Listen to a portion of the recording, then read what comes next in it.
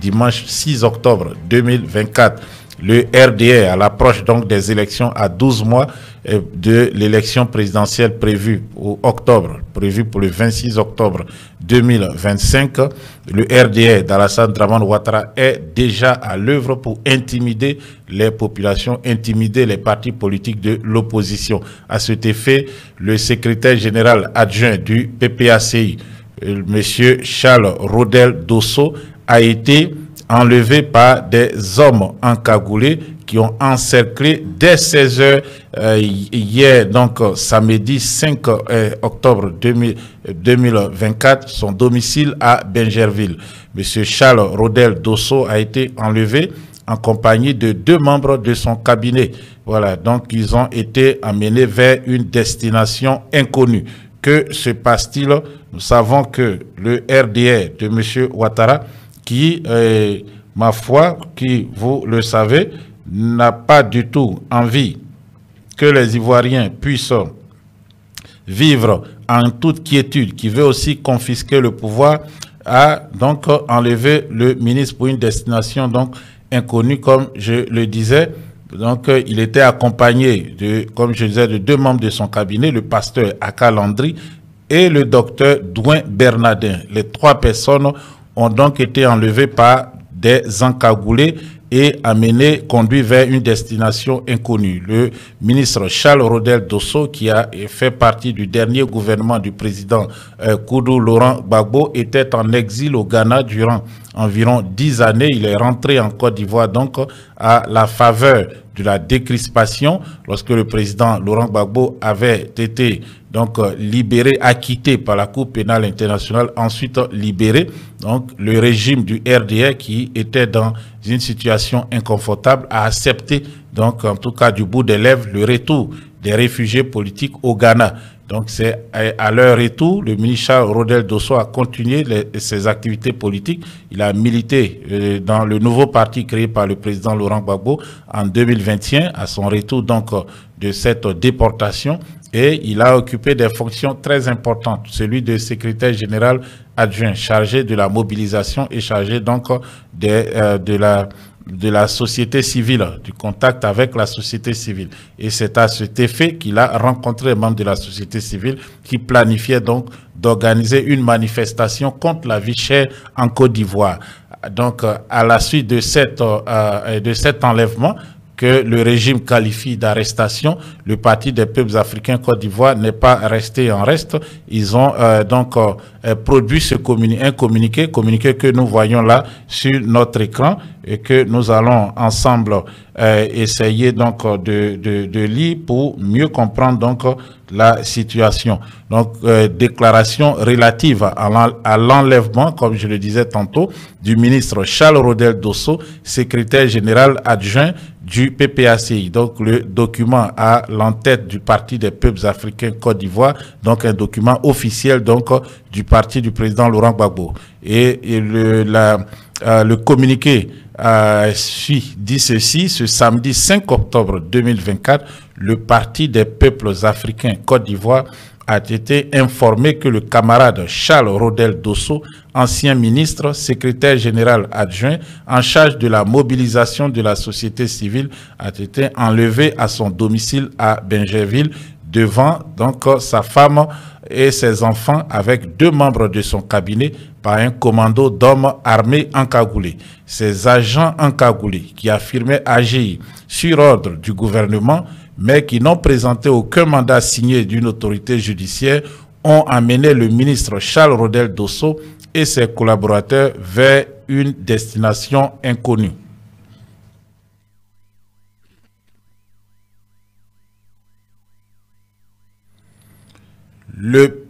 Le PPACI constate que le régime RHDP a visiblement du mal à se départir de ses méthodes congénitales anticonstitutionnelles d'enlèvement de citoyens par des commandos encagoulés. Le PPACI exprime son indignation et dénonce avec force cette dérive dictatoriale et ces pratiques d'un autre âge instaurées par le régime RHDP depuis la crise post-électorale de 2011. Au cas où les services de sécurité auraient des faits à leur reprocher, le camarade Charles Rodel Dosso et ses collaborateurs auraient dû être convoqués et entendus dans le strict respect des lois et procédures en vigueur.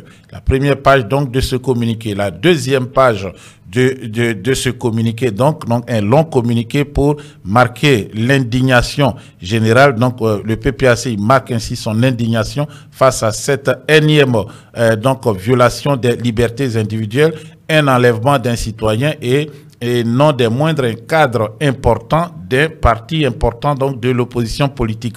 Le PPACI poursuit donc le communiqué en disant ce qui suit. C'est pourquoi le PPACI condamne ces arrestations arbitraires qui portent gravement atteinte aux droits élémentaires des citoyens, mais aussi à la décrispation du climat politique et à la restauration de la cohésion nationale tant souhaitée par le peuple ivoirien.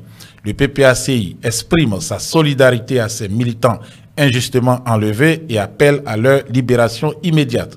Le PPACI marque sa vive inquiétude face à la recrudescence de ces cas de violation des libertés constitutionnelles à quelques mois de l'élection présidentielle d'octobre 2025. Le PPACI exhorte le pouvoir RHDP à abandonner ces pratiques d'un autre âge qui n'honorent pas notre pays et l'invite à se conformer aux exigences de l'état de droit en garantissant les conditions de sécurité et de tranquillité à tous les citoyens, et singulièrement aux militants de l'opposition politique. Le PPACI suit avec la plus grande attention l'évolution de cette affaire et se réserve le droit d'agir conformément aux lois de la République pour faire barrage à la dictature rampante du régime RHDP. En somme, voici le communiqué qui se termine par ce qui suit, fait à Abidjan, donc le 5 octobre 2024, donc hier samedi, est signé par M. Kédé Jean Gervais, le secrétaire général et porte-parole adjoint du PPACI. Donc voici donc la teneur de ce communiqué qui est apparu à peine quelques heures après l'enlèvement de M. Charles Rodel Dosso et de deux membres de son cabinet, donc deux de ses collaborateurs, et amené vers une destination inconnue par des hommes armés et encagoulés qui portaient donc des cagoules, donc on ne pouvait pas identifier, des individus, des personnes non identifiées, donc qui amènent un ancien ministre, un cadre important de l'opposition et ses collaborateurs vers une destination inconnue. Où ont-ils été emmenés? Seront-ils torturés? Seront-ils jetés en prison? De quoi exactement le régime les accuse-t-il? Autant de questions qui sont à l'heure où nous parlons, où nous nous adressons à vous, sans réponse. Le ministre Charles Rodel Dosso semblait en tout cas être convaincu que le régime était après lui, que tôt ou tard ils allaient l'enlever, ils allaient l'arrêter, peut-être le jeter en prison. En tout cas, c'est ce qu'il a dit au cours d'une de ses tournées, une tournée donc de mobilisation des militants de son parti, une tournée de mobilisation pour préparer l'élection présidentielle d'octobre 2025. Écoutons-le. De toute façon, ils ont dit après la prison PPA. Ils ont nommé ça au nom de notre parti. On peut signer comme ça. Tu prends prison qu'on appelle Maka, tu appelles désormais PPA. Une manière de vous dire, si vous parlez net, on vous met en prison. Mais nous, on a vaincu la plus grosse prison, qui est la CPI. De quelle prison on va avoir pris encore du voix ici? Pourquoi est-ce qu'on a fini d'éventrer l'éléphant? On a vaincu l'éléphant, on arrive et puis la gazelle veut nous faire peur. Comment?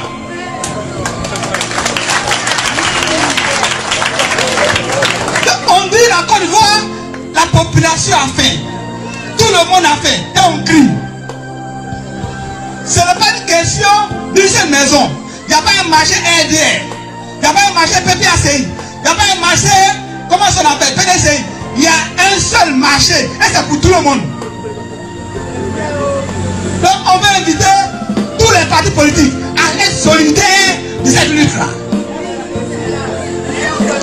Maintenant quand on parle d'acheter des ordi, par exemple on avait espéré qu'on puisse diminuer le coût des choses sur le marché, le coût des denrées alimentaires sur le marché. On constate que maintenant on a décidé d'augmenter le coût de l'électricité. Et à partir de pas augmenter, Est-ce que ta partie n'a pas augmenté? Attends, celui qui n'a pas levez la main pour que je vous vois. Si votre partie a augmenté, levez comme ça pour que je vous vois.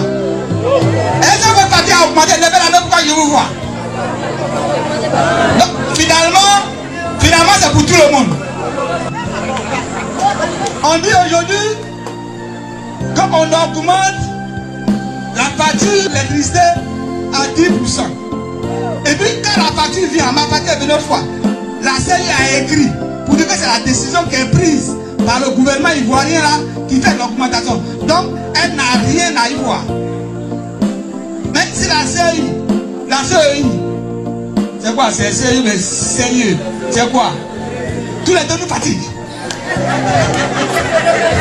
Je ne sais pas si c'est CI, la compagnie ivoirienne d'électricité. Mais les gars ont précisé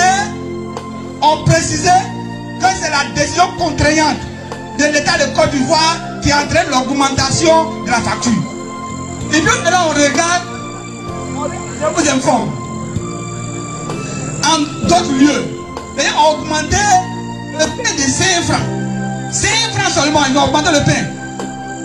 La population a réagi et il y a une suite. Ils ont augmenté la farine de 25 francs. On augmente le courant de près de 10% et le calcul est mal fait. Il y avait une facture de 10 000 francs comme disait tout à l'heure le secrétaire général. 10 000 francs, ça passe à 50 000 francs. C'est quel calcul ça? Et puis vous voulez qu'on se taise pendant que la population meurt. On ne peut pas se taire. Je dis, je reprends. On ne peut plus se taire.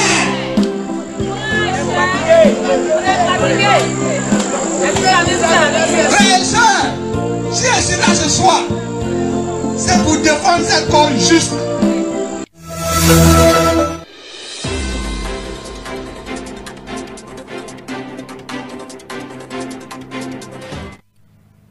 Voilà, donc cet enlèvement intervenu donc aujourd'hui est pour le moment en tout cas un peu inquiétante, mais il n'y a pas assez d'informations pour l'heure.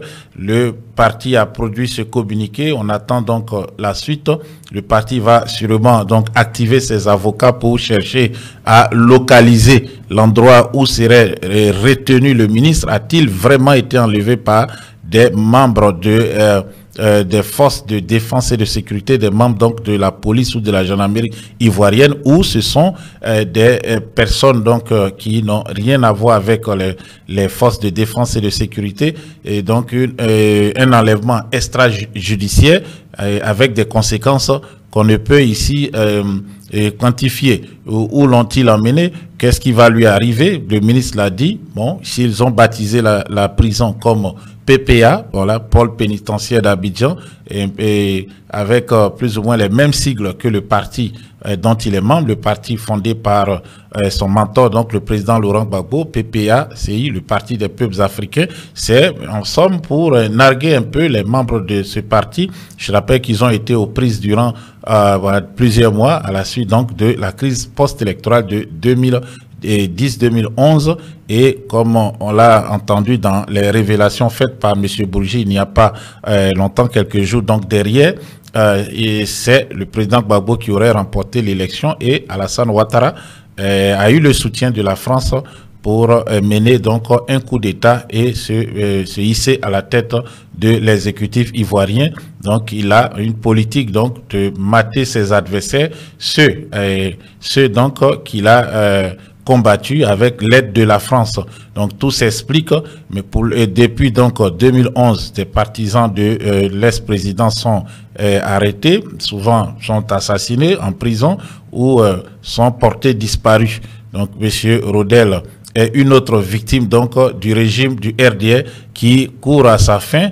En tout cas, en 2025, les Ivoiriens sont décidés à mettre fin à la dictature, à la barbarie donc de M. Alassane Dramane Ouattara, des enlèvements, des séquestrations, des tortures, des meurtres, des crimes contre l'humanité commis à l'ouest de la Côte d'Ivoire, de même que d'autres méfaits ici qui ne sont pas encore sûrement de l'opinion publique, qui le seront très bientôt lorsque ce parti aura donc perdu le pouvoir et que les langues vont commencer à se délier en Côte d'Ivoire. Voilà, donc pour le moment, nous attendons de plus amples informations sur cet enlèvement et nous allons les partager avec vous. Vous êtes sur Elvic TV Résistance. Merci une fois de plus de la fidélité. Nous continuons. Place maintenant à l'actualité internationale. À l'époque, quand j'étais étudiant, tous les mercredis, je me retrouvais à la Sorbonne avec d'autres amis étudiants. Certains sont en Suisse aujourd'hui, Dosso, Hubert, etc. Dosso, lui, il était à Boba-Djamé. Douabi, Irie, Janvier, Hubert, qui est en Suisse aujourd'hui, lui était à l'université de Cocody, mais en CBCG. Moi-même à la fac de droit. Et on partait faire des débats contradictoires. Avec les Nado Clément, les Dakouri, etc. Et le 18 septembre, le dernier débat que j'ai animé à la Sorbonne, le débat était en rapport avec la situation sécuritaire. Chers amis, je vous demande de pousser les bleus massivement et aussi de partager cette vidéo. J'aimerais parler à quelqu'un. J'espère que vous avez tous vu la vidéo de cette femme-là. Cette femme-là, qui était en train de faire exactement ce que le Premier ministre, ce que le ministre de l'Emploi et de la Jeunesse actuel d'aujourd'hui pouvait faire avant, au temps de Gbagbo. Il pouvait se réunir à la Sorbonne pour faire des débats contradictoires entre jeunes. Parce que c'est bien. Lorsque les jeunes s'intéressent à la situation socio-politique, économique, tout ça du pays, c'est bien. Qu'ils soient pour ou contre, d'accord avec le président ou pas, c'est très important. Cela permet d'avoir une ouverture d'esprit sur le pays et de prendre conscience de l'enjeu du pays. Mais cette dame-là, elle n'a pas eu cette chance-là. Cette dame-là n'a pas eu cette chance-là. Elle n'a ni volé. Elle n'a ni tué. Elle ne vend pas de médicaments comme les gens vendent les faux médicaments. Elle ne vend pas vaudis. Comme les femmes se promènent pour vendre vaudis là. Elle ne fait pas ça. Elle a son activité de l'autre côté. Mais aussi, ils se réunissent pour parler des affaires du pays. Pour pouvoir comprendre l'actualité du pays, pour pouvoir analyser en profondeur ce qui se passe dans le pays. C'est-à-dire qu'aujourd'hui, si tu parles de politique en Côte d'Ivoire, tu es une mauvaise personne. Mais si la politique n'est pas bonne, la première personne à arrêter, c'est le président de la République. La police, la gendarmerie, l'armée sont instrumentalisés en plus de la justice. Comment est-ce que vous voulez que les gens puissent se sentir en sécurité dans un tel pays? Hier, toi, tu pouvais te permettre de faire des débats contradictoires à la Sorbonne. Mais aujourd'hui, si nous jeunes, on veut se réunir dans un endroit à la Sorbonne, si c'est pour faire débat de Messi, Cristiano Ronaldo qui est fort là, vous allez nous laisser. Si c'est vous parler de Jésus, Satan, Mahomet, là, il n'y a pas de problème, vous allez nous laisser. Mais si c'est vous parler de la politique, on va dire automatiquement, trouble à l'ordre public. On va se faire arrêter. Le mot magique, trouble à l'ordre public. Ce mot-là me plaît trop. Aujourd'hui en Côte d'Ivoire, parce que tu n'es pas d'accord avec tant, on t'insulte. On peut même venir te tuer. On peut même venir brûler ta maison. On peut même lancer bac à verre sur ta route. On peut envoyer les microbes derrière toi. On peut envoyer des mercenaires. Il y a des gens qui se font enlever. Il y a des gens qui se font jeter en prison parce qu'ils tiennent des propos qui ne sont pas en faveur du pouvoir actuel. Donc ce que vous avez suivi au temps de Gbagbo aussi, ce que vous dites est vrai. Parce que je n'ai aucun moyen de déterminer ce que vous dites est vrai ou faux. Je n'ai aucun moyen. Mais si c'est vrai, en tout cas c'est regrettable. Mais monsieur le ministre, rien n'a changé. On est toujours dans ce même monde-là. Où ce sont les plus forts, où ce sont les hommes politiques qui décident de tout et personne ne peut dire quelque chose. Où la police est instrumentalisée, où on peut envoyer les policiers chez toi pour faire ce qu'il y a à faire. Ce que vous avez dénoncé dans votre vidéo là, monsieur le ministre, ce que vous avez vécu hier au temps de Gbagbo là, la même chose est en train de continuer. Donc si demain, quand je vais parler de ça là, ils vont dire que Benito est en train de faire apologie de coup d'état. Benito est en train de dire aux gens de sortir dans la rue pour faire coup d'état contre Ouattara. Pourtant, hier, vous avez tenu ces propos-là. Mais si nous, aujourd'hui, on tient ces mêmes propos-là, vous allez dire qu'on est en train de faire l'apologie de coup d'état. Moi, j'aimerais vous poser la question, monsieur le ministre. À quel moment on peut parler dans ce pays-là? À quel moment on peut se réunir en tant que jeunes pour parler des problèmes du pays? À quel moment est-ce qu'on est libre? À quel moment on n'est pas poursuivi par la loi de trouble à l'ordre public? À quel moment on n'est pas poursuivi par la loi de apologie de coup d'État? À quel moment? Parce que rien n'a changé. Vous êtes ministre. Aujourd'hui, vous êtes protégé, vous avez des gardes de corps. Vous avez les moyens de votre politique, vous pouvez voyager comme vous voulez. Chose que hier, vous n'avez pas. Mais vous n'allez pas dire aussi que du fait d'être militant du RHDP, parce que du RDR, vous n'étiez pas au courant du coup d'État. Vous ne pouvez pas dire ça.